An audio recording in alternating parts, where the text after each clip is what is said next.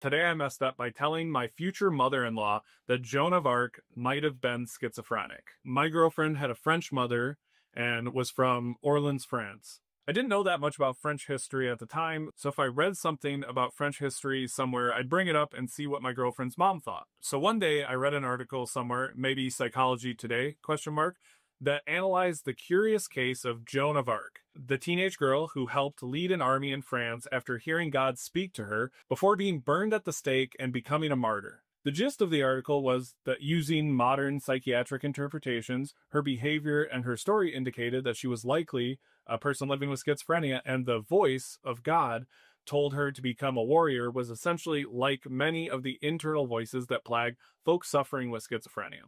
So I brought it up to my future mother-in-law. I mentioned, Joan of the Arc, right? Well, doctors now understand that she probably suffered from schizophrenia, and the voice of God was her internal schizophrenic voice instructing her, not unlike the Son of Sam killer who had a dog talking to him, telling him what to do. So she really was just suffering from a mental illness. This tiny, sweet, calm, humane woman that I loved like a second mother instantly widened eyes and almost doubled in size and slapped me hard across the cheek.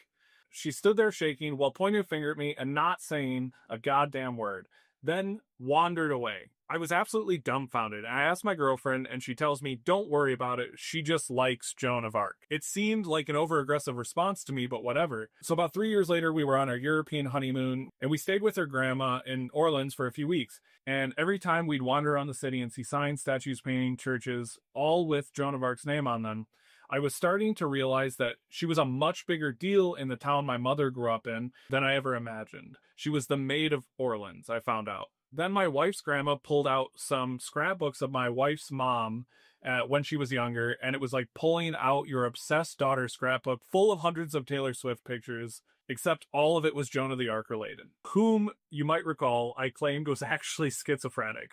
I have no idea why my wife didn't better prep me for this. Sometimes she just let me shoot myself in the foot because she found it goddamn hilarious. Crazy response. Joan of Arc to me is just like a historic figure, so I would never think anyone would take it that seriously.